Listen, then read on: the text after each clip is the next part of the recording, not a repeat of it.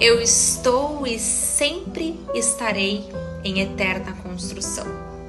E quer saber?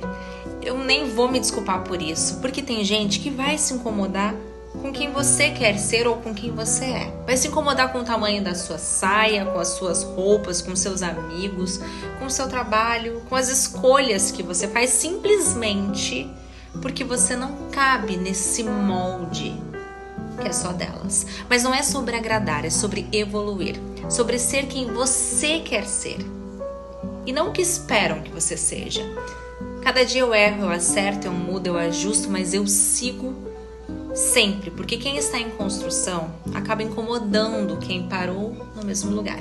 Então seja livre para mudar, para crescer, para ser quem você quer ser, sem pedir permissão.